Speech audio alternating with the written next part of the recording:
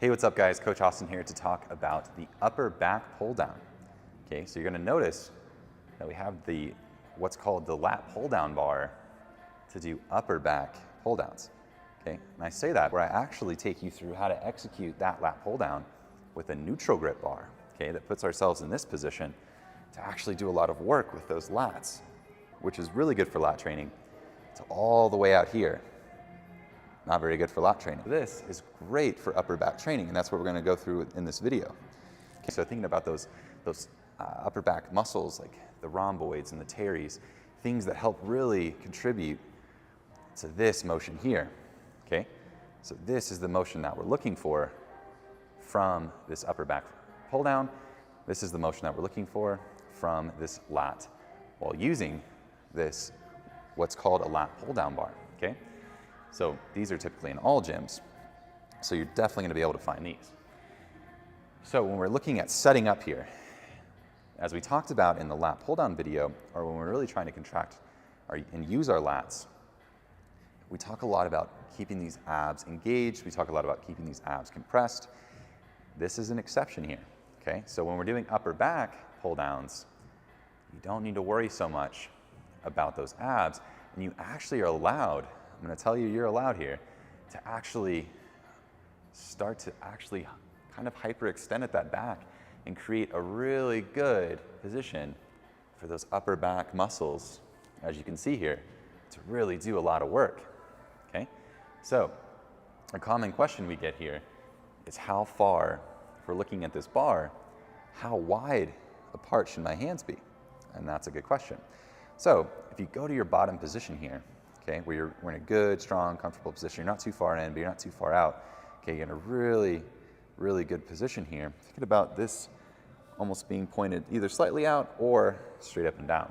Okay, so that is going to be that position. So all you have to do is walk up to the bar from here and just go up and grab onto the bar.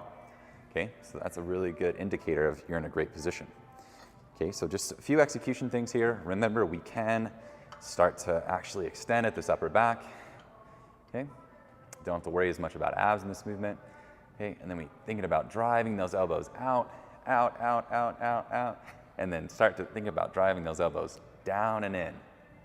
Okay, so I'll go through that one more time. Okay, so start with actually driving these elbows out towards the walls, out, out, out, out, out, and as you get down to here, we're actually thinking about driving those elbows down and in to finish that movement.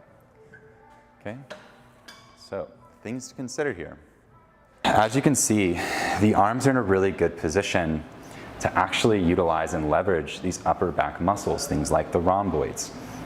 Okay, so as Emily comes down, she's thinking about driving her elbows out first, and then actually as she's getting down, she's thinking about more down and in. Okay, so if she does another rep for me, okay, the first thing we're going to think about is actually driving those elbows out, down, and then in. Okay, so actually getting that more involved in the upper back.